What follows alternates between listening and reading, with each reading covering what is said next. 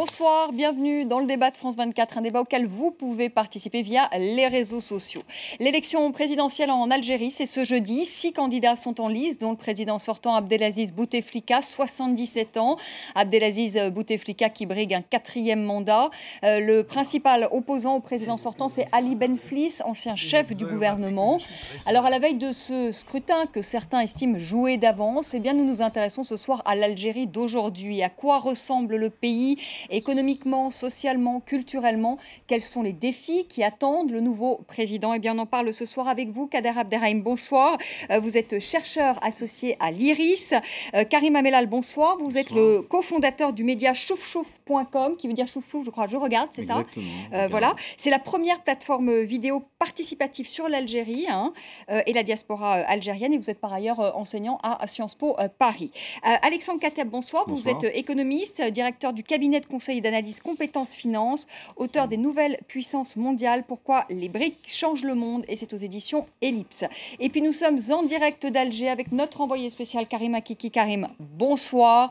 La première question va vers vous qui êtes à Alger, qui est sur place. Dans quel état d'esprit, Karim, les Algériens abordent-ils ce scrutin ce soir ? Mais écoutez, Vanessa, ils sont entre résignation et fatalisme. Fatalisme parce qu'ils ont l'impression que les jeux sont faits. Je vous rappelle qu'aucun président qui s'est présenté à une élection présidentielle en Algérie n'a été réélu. Chaque président qui s'est présenté à sa succession a été élu. Donc les jeunes que nous avons rencontrés aujourd'hui en reportage nous disaient que les jeux sont faits. Ils ont l'impression que tout ça qu'une mascarade, comme ils disent, car l'élection présidentielle est pour eux faite à partir du moment où Abdelaziz Bouteflika, le président qui est malade, a décidé de se présenter à la magistrature suprême ici en Algérie. Et puis résignation parce qu'ils ont l'impression d'avoir été dépossédés de la campagne, volés de la campagne, c'est les mots qui reviennent. Je vous rappelle que les thèmes transversaux de l'Algérie, les problèmes de l'Algérie n'ont pas été abordés ou alors à la marge. La question de la santé du président a focalisé les débats. Les gens et les plus jeunes que nous avons rencontrés cet après-midi dans le quartier populaire de Soustara nous ont dit qu'ils avaient l'impression que c'était un jeu politique, qu'il se déroulait sous leurs yeux et qu'ils étaient les spectateurs de cette élection présidentielle algérienne. Merci Karim. Vous restez avec nous. Karim Amelal, vous faites partie de ces jeunes, de ces Algériens. Est-ce que vous faites partie de ces jeunes qui ne se font aucune illusion sur ce scrutin? Juste une chose, quand on parle des jeunes, il faut savoir que c'est quand même 70% de la population algérienne. Les Algériens sont jeunes, ultra majoritairement. 70% à moins de 30 ans. 70% à moins de 30 ans, exactement. Donc oui, allez, on peut dire que vous faites partie des jeunes. On peut dire que je fais partie des jeunes encore jusqu'à présent. Oui, les jeunes sont, et les Algériens de façon beaucoup plus large, sont effectivement partagés, comme le disait votre correspondant, entre résignation et fatalisme, face à une élection qui semble jouer d'avance. On verra demain ce qui va se passer. Mais cela ne doit pas masquer ce qui se passe au fond de la société, ce qui est sous-jacent et ce qui ne saute pas aux yeux. C'est vrai, quand on regarde l'Algérie aujourd'hui, comme vous le faites tout à fait justement, on voit une sorte d'immobilisme, de sclérose du pouvoir, ce chef de l'État qui concourt pour un 4e mandat. Mais il ne faut pas oublier que justement les jeunes dont vous parlez bougent énormément. Et c'est l'une des nouveautés ou des phénomènes saillants de cette élection, à travers le mouvement Barakat par exemple, à travers ce qu'on voit sur Internet, sur les réseaux sociaux en permanence, quotidiennement. Ils sont très mobilisés justement parce que sur votre plateforme Chouf-Chouf, ils sont très mobilisés. C'est ce qu'on relaye sur Chouf-Chouf quotidiennement et on voit des trucs absolument fantastiques débouler sur le web chaque jour, ce qui prouve... Comme quoi, par exemple, quand vous dites des choses fantastiques Des montages vidéo, des clips. Vous savez que les jeunes en Algérie sont très connectés, de plus en plus connectés, grâce à la 3G notamment. Et donc, qui vient d'arriver d'ailleurs très récemment. Qui vient d'arriver très récemment. Le téléphone portable est très utilisé. Il y a un taux d'équipement qui est très croissant, qui est croissant. Et du coup, c'est vrai que Internet, c'est un espace de liberté. Mais c'est pas qu'un espace de liberté. C'est aussi un espace de contestation. Et c'est vrai qu'on a l'impression que la campagne électorale n'a pas été hyper intéressante parce que voilà, les meetings, beaucoup de militants ont été acheminés dans les meetings notamment du président ou des représentants du président Bouteflika. Mais en fait, une grande partie de la campagne électorale s'est jouée sur Internet, via les réseaux sociaux. Et c'est là qu'on peut mesurer la puissance de cette jeunesse, son effervescence, sa créativité à travers notamment ces montages vidéo, dont je crois vous allez peut-être passer dans un instant, quelques échantillons. Et il ne faut pas oublier ça, il ne faut pas voir l'Algérie comme un pays qui est complètement cuit, sclérosé, imposé et qui est réductible à ses dirigeants et à sa classe politique. Il y a des jeunes, énormément de jeunes, qui bougent, qui contestent et qui peuvent être force de proposition pour demain, pour des lendemains meilleurs, je l'espère. Kader Abderrahim, l'un des enjeux quand même de cette élection, certains la disent jouer, enfin certains, ils sont même nombreux, la disent jouer d'avance, ça va être la participation. C'est ça qui va compter demain. Mais je vous pose quand même la question, parce que je suis un peu dubitative, parce qu'on dit que les chiffres de participation sont aussi truqués. Alors, on dit l'enjeu de ce scrutin, ça va être la participation, mais en même temps, on dit oui, mais les chiffres de participation sont truqués. Oui, enfin, ne vous inquiétez pas, parce que ceux qui savent quels sont d'abord les enjeux réels, et puis le véritable taux de participation, puis la réalité qu'il y aura dans les urnes, ils ont de bonnes raisons d'être inquiets. C'est la raison pour laquelle ils ont mobilisé quand même plus de 260 000 policiers dans les rues d'Alger depuis hier, ce qui est considérable dans une ville beaucoup plus petite que Paris et qui compte moins d'habitants qu'à Paris, c'est vous dire. Oui, évidemment, le principal enjeu, puisque le scrutin est joué d'avance, c'est le niveau de la participation, et c'est à ce niveau-là qu'on pourra mesurer le niveau également, ou le taux de rejet à la fois de ce personnel politique et de cette candidature en particulier. Est-ce qu'on aura, Kader Abderrahim, le bon taux de participation? Parce que j'ai lu que pour 2009, officiellement, il était de 74%, et qu'il y a des câbles Wikileaks qui sont sortis, et que l'ambassadeur américain à Alger a dit en 2009, c'est pas 74%, mais on était entre 25 et 30%. Mais on n'a pas attendu les câbles Wikileaks ni l'ambassadeur américain, parce qu'il y a quand même des ONG sur place qui avaient fait ce travail et qui avaient déjà donné cette fourchette de 25 à 30% de participation seulement, ce qui est absolument dérisoire. Et par ailleurs, il y a quelques jours, le directeur de campagne, Abdelmalek Sellal de Bouteflika, qui était aussi son Premier ministre il y a quelques semaines encore, a déclaré que le président de la République sortant ne supporterait pas d'être mal réélu.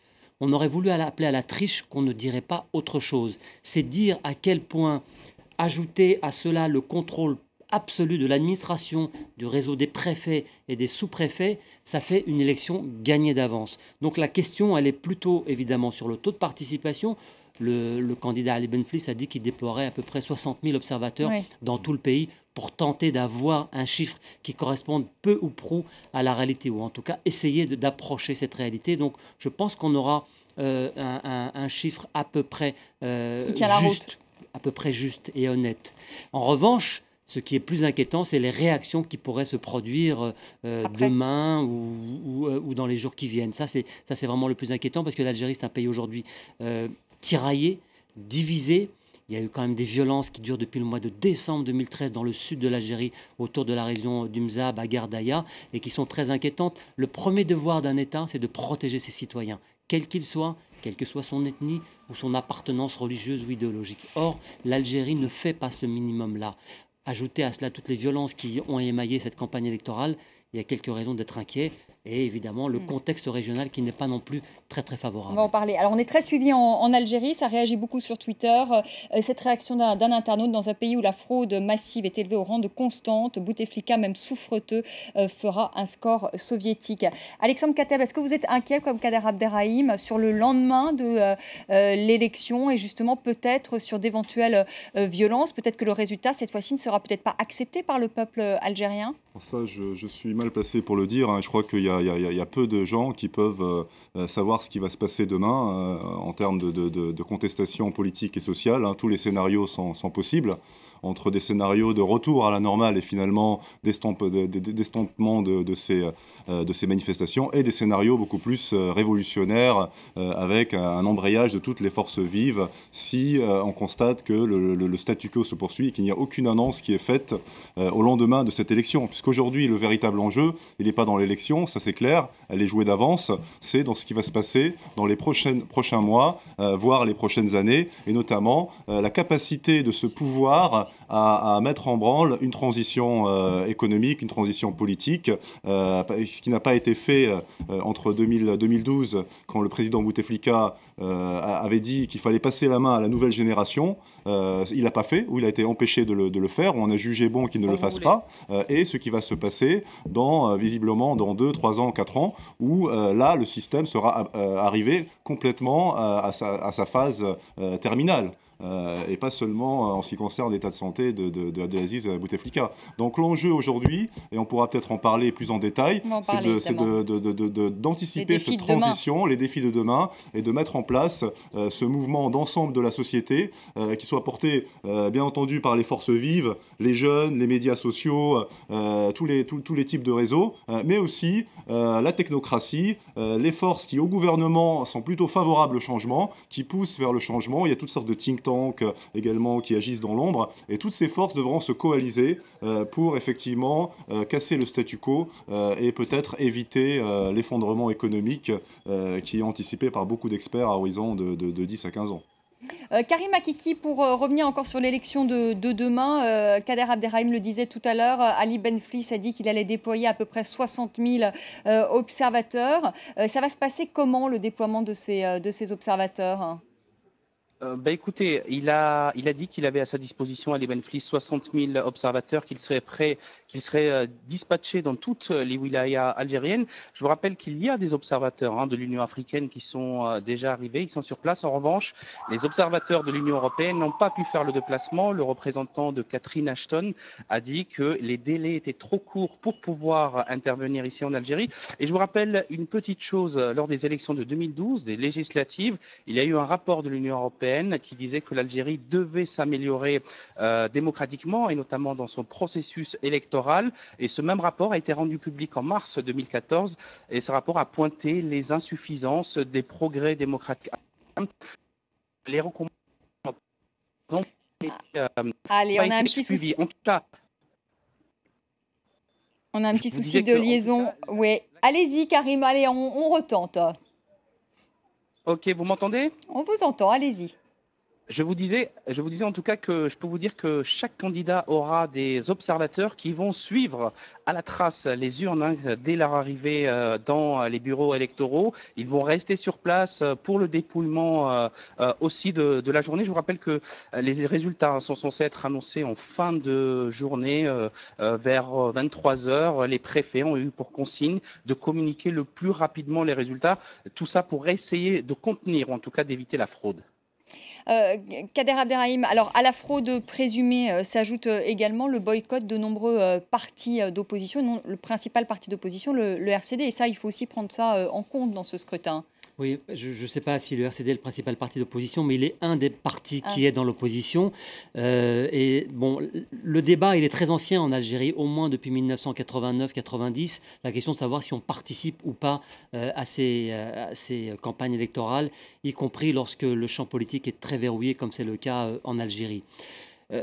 Ma conviction, c'est que je crois qu'il ne faut jamais manquer une occasion d'aller à la rencontre de son peuple et des Algériens, ne serait-ce que pour faire de la pédagogie, pour expliquer qu'on a un projet, qu'on a une vision sur 50 ans, parce que c'est ça la perspective pour un pays sous-développé, c'est de regarder sur 50 ans comment on peut devenir un pays émergent et puis un pays développé. Et par ailleurs, tenter de voir et de construire un socle de valeurs communes. C'est cela qu'il faut arriver et tenter de construire aujourd'hui en Algérie, parce que c'est un pays qui est encore une fois très divisé, éclaté entre différentes régions. L'indépendance a juste permis de recouvrer la souveraineté, ce qui est évidemment très important, mais elle n'a pas permis de construire un état de droit. Et on attend toujours, et c'est absolument central aujourd'hui, à quel moment la transition politique va permettre d'envisager une transition démocratique qui nous mènera vers le développement. Toutes ces questions-là auraient pu être abordées par les partis qui boycottent aujourd'hui cette élection. C'était juste l'occasion d'aller à la rencontre de son peuple. Comment on pourrait définir justement le régime algérien ? On ne peut pas évidemment parler de démocratie, mais on ne peut pas parler de dictature non plus ? Non, moi je dirais que c'est Jurassic Park. Abdelaziz Bouteflika, si on fait le ratio de la moyenne d'âge, c'est qui n'est pas comment dire, ni une qualité ni un défaut absolu. La biologie nous concerne tous, nous vieillirons tous. La question, elle est, est-ce que l'on est en phase avec son peuple ? Est-ce qu'on comprend les évolutions de sa société ? Or, on a face à d'abord un pouvoir extrêmement autoritaire et autiste qui ne comprend pas ce qui se passe. Et à chaque réaction, il y a la répression. Et donc, on voit bien que ce dialogue a été interrompu il y a très longtemps entre la société et les élites politiques. Et aujourd'hui, il n'y a plus de médiateurs dans ce pays. Il n'y a plus d'intermédiaires entre la société et l'État. Donc chaque mobilisation populaire provoque en réaction de la part de l'État une violence. Et cette violence, aujourd'hui, débouche sur des mouvements comme ça spontanés, voire une forme de nihilisme social qui est très inquiétant. Et c'est ce que je voulais dire tout à l'heure lorsque je disais on ne sait pas ce qui va arriver dans les jours ou les semaines qui viennent, parce qu'aujourd'hui, il n'y a plus d'intermédiaires. On a divisé, voire cassé les partis politiques. On a divisé. Il est très difficile, par exemple, d'obtenir un agrément pour une simple association. Donc tout cela contribue à la fois à un contrôle absolu du champ public, mais en même temps de la parole. Et c'est vrai que moi, je ne suis pas d'accord quand on dit que les Algériens sont résignés. Au contraire, il y a une vitalité sociale très importante et on le voit, les manifestations à travers tout le pays viennent le démontrer chaque jour. Mais en revanche, il y a un détournement qui n'est pas nouveau, qui est très ancien de la politique. Les Algériens ont cette conviction solidement ancrée que ça n'est pas en passant par la politique, ce qui de point de vue est inquiétant, que l'on arrivera à améliorer les choses. Alors justement, la vitalité sociale, je vous fais rebondir ensuite, Alexandre Kateb. Karim Amela, la vitalité sociale, on la voit justement sur les réseaux sociaux, sur votre plateforme Chouf Chouf. On va peut-être regarder 2 vidéos, si vous voulez bien les commenter avant de faire la pause. Et puis ensuite, on parlera justement de l'Algérie d'aujourd'hui, économique, sociale, culturelle et les défis de demain. Allez, Karim Amela, vous nous commentez les 2 vidéos ? Donc ça, c'est une reprise, une interprétation tout à fait algérienne de la fameuse chanson Happy de Pharrell Williams, voilà. Et justement, c'est vrai qu'on a assisté ces dernières semaines à tout un tas de reprises dans toutes les grandes villes d'Algérie. Celle-là se passe à Alger, de cette chanson qui est en fait un cri de joie, qui est un formidable cri de joie de la jeunesse algérienne qui met en scène justement ces jeunes qui veulent dire que la politique, effectivement, comme le disait Kader Abdelrahim tout de suite là, c'est un peu loin d'eux, c'est pas leur préoccupation première. Il y a d'autres choses qu'ils veulent éprouver, expérimenter. C'est une soif de liberté et cette vidéo, c'est ça, c'est un cri de joie et un cri de liberté en même temps. Et des vidéos comme ça, chaque jour, il y en a des dizaines qui sont déversées sur le web, qui sont sur YouTube, qui sont... Allez, on peut peut-être en regarder une autre encore, avant la pause.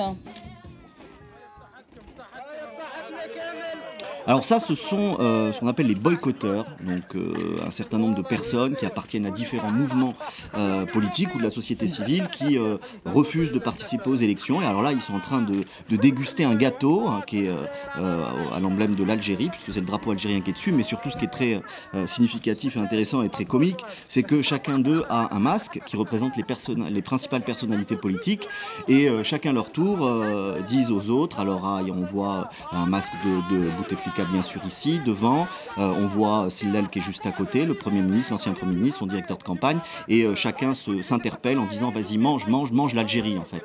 Et c'est le gâteau qui est la cible de leur faim pour le coup.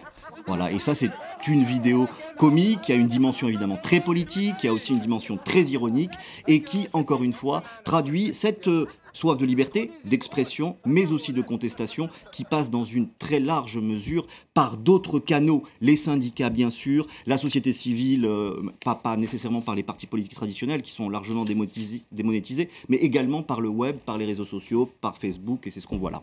Allez, on fait une petite pause et ensuite on parle de l'Algérie d'aujourd'hui, de l'économie, justement, et des défis aussi qui attendent le président de demain, économie, société, culture peut-être aussi, on aura peut-être le temps d'en parler. À tout de suite.